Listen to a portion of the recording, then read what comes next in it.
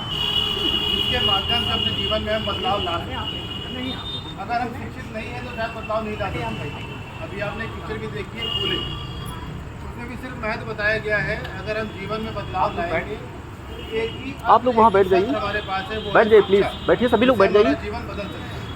जब हम शिक्षित होंगे, समझदार होंगे, ज्ञानी होंगे, तो हम लोगों के बीच में जाके अपनी बात रख सकते हैं और बात कर सकते हैं। बताने की जरूरत नहीं, हम लोग हमेशा समाज के बीच में आकर काम करते रहे हैं। आज आपके बीच में फिर हम आए हैं। हमारे बीच में अरुण कोटे सर हैं, उनके साथ बैठे हुए कैप्टन दिनेश चंद्रा जी हैं।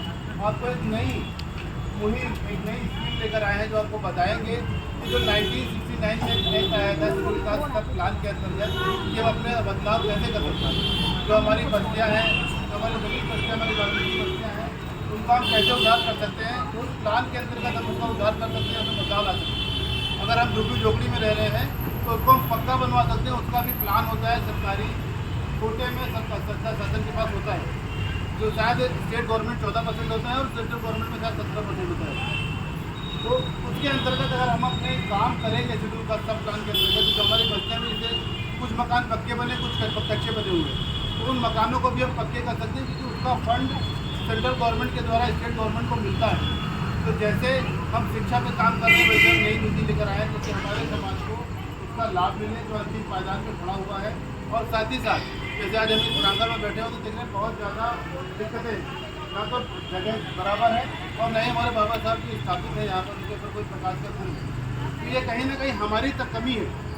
अगर हम वोट दे सकते हैं तो उस आदमी की काला पकड़ के उससे जवाब भी कर सकते हैं, भाई साहब जब मैंने आपको वोट दिया तो हमारी वहाँ पर व्यवस्था क्यों नहीं हो रही, हमें लाइट की व्यवस्था क्यों नहीं दी जा रही है, या हमारी जगह पर नाली साफ क्यों नहीं हो रही, हमारी जगह सफाई क्यों नहीं हो रही।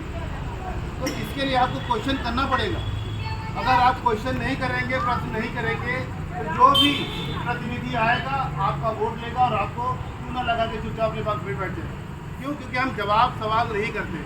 तो ये समय है सवाल और जवाबों का। अगर बच्चा रोता है तभी उसको दूध मिलता है, और बच्चा नहीं रोता उसको माँ भी दूध नहीं देती कि बच्चा ठीक है, खुद एकदम आराम से लेटा हुआ है। तो वो तकलीफ हमारे अंदर होनी चाहिए। जैसे कि हमारा स्थान है, इस स्थान पे अगर बाबा साहब को और प्रकाश नहीं जल रहा है तो कहीं ना कहीं हमारी सेगरा बस्ती की कमी है, हमारी अगर बगल में कोई विकास नगर की बस्ती उसकी कमी है। क्यों? क्योंकि हमने वोट तो दिया लेकिन उस वोट की ताकत को हम समझे ही नहीं। बाबा साहब ने आपको इतना बड़ा हथियार दिया है, उस हथियार की ताकत को समझिए। हमें 2 वोटों का अधिकार था, लेकिन हमें सिर्फ 1 वोट का अधिकार मिला। ये वीडियो बनाइए, खड़ी ही रखिए, ठीक है। और एक जो भी तो हमारे कैंडिडेट को पहुँचता ही पहुँचता, लेकिन आप इस अमूल्य